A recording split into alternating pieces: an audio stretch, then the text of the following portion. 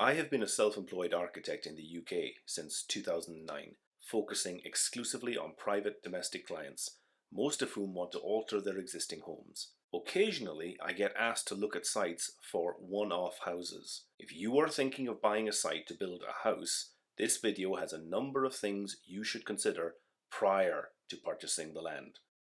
Before we begin, I should say this video is not intended to be comprehensive. These are just a few of the things which can kill a development. This advice is based on my own experience in the UK and doesn't apply to other countries. You should always consult a local architect and your lawyer prior to purchasing land. This channel is about the reality of being an architect in the UK today. I post videos weekly. Please take the time to like, subscribe, and post your questions in the comment section below. Now, the first thing to say is that buying a site to build a house can be risky. What might seem like a plot with everything going for it may be impossible to develop, which can be a very expensive mistake if you paid for the land up front. Keep in mind that professional property developers don't pay up front. They do a deal with the landowner which is subject to planning approval. The money only changes hands on the day the planners grant permission. This kind of deal seldom happens for small plots of land. If you are considering a site which is being sold with planning permission, keep in mind this comes in two flavors: full planning consent and outline planning consent. Outline consent is easier to achieve. It just confirms that a development is possible in principle. An outline planning application may not have detailed drawings of the house, and often doesn't resolve major issues of access, drainage, overlooking, overshadowing, the style of building, or its precise size and location on site. If you buy a site with outline planning consent, you will still need to apply for full planning consent, and you may not get it. Do not assume that outline consent gives a plot an advantage in gaining full planning consent. It is quite possible the outline consent comes with conditions attached by the planners which aren't possible to satisfy in the subsequent full application.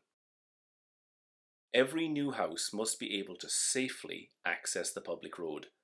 The operative word here is safely, and the design of any new junction with the public road will be assessed by the roads department of the local authority during the full planning application process.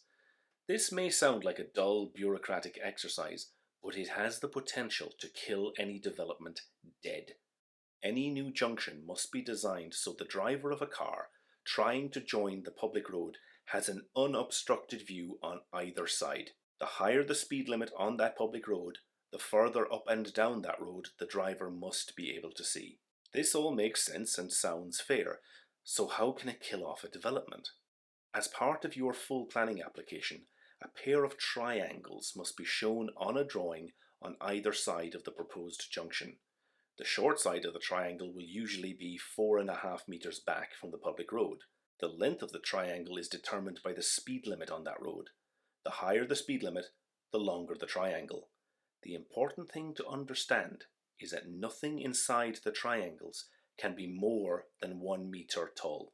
For a typical country road, where the national speed limit is 60 miles per hour, the visibility splay must extend unobstructed for 215 meters either side of the proposed junction, an overall length of 430 meters. That is huge, and it almost guarantees the visibility splay will extend far beyond the boundary of a typical plot and cross into someone else's land. Now, what happens if there is a wall or a tree or other obstacle more than 1 meter tall inside the triangle but on the neighbour's land? The short answer is that unless you can persuade that neighbour to remove the obstacle, no new junction will be approved. No new road junction means no new house. The development is dead in the water. It's that simple. So, before you agree to buy a site, have a professional check that the visibility splay can be achieved without impacting the neighbour's property. I've had people ask if convex mirrors, the kind commonly seen in the British countryside, could solve the problem. The simple answer is no, these are not supported by the Road Traffic Act. Visibility splays must also be demonstrated if your site uses an existing private road to join the public road.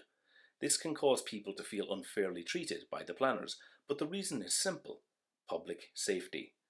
There are thousands of rural properties across the UK which predate the motor car and have farm lanes which join the public road. All this is fine until the farmer tries to sell some land or a steading to create new houses. The new houses mean more cars using that farm lane to join the public road. More cars at that junction increases the risk of a collision, especially if the driver can't see oncoming traffic. You don't get to build a new house at the expense of public safety. These are perfectly legal, but in my view, morally dubious, and even professional property developers get caught out by them. So you bought a site, and you even got full planning permission for your new junction with the public road. Well done. You own the site, and the local authority owns the road, but who owns the grass verge between the road and your site? Allow me to introduce your friendly local gangster. He bought that grass verge from the farmer years ago for a modest sum. In fact, he owns hundreds of strips of grass all over the country. He's a patient man, and it's finally paid off. He knocks on your door and tells you to pay him £100,000. Otherwise, he won't allow you to cross his property to access the public road. It turns out you are landlocked and have no option but to sell up or pay up, hence ransom strip. If you are thinking of buying a plot of land, have your lawyer double check the ownership extends right up to the public road. That unloved piece of grass between the fence and the curb might look innocent, but it could cost you very dearly. Nobody likes to think about sewage. It's out of sight, out of mind. But if you are considering a small plot of land in the country, it won't have access to the public drainage system, so you will have to install a septic tank. You might think, well, it's buried in the ground, how much trouble could it be? It turns out the regulations on where you can locate a septic tank can be impossible to satisfy on a small or narrow plot of land. The size of the tank is determined by the number of bedrooms in the house. The more bedrooms, the more people, the more people, the more. To avoid contamination or damage to your home from raw sewage, the tank must be located at least 5 meters from the house and also 5 meters from any boundary with your neighbours. This includes agricultural hedges and fences. They might be fields now, but someone could build a house there in the future, and we can't have raw sewage seeping into their home. The tank also has to be accessible by a driveway or road which can carry a vehicle weighing at least 14 tons. This is for desludging. Yes, that is every bit as disgusting as you imagine.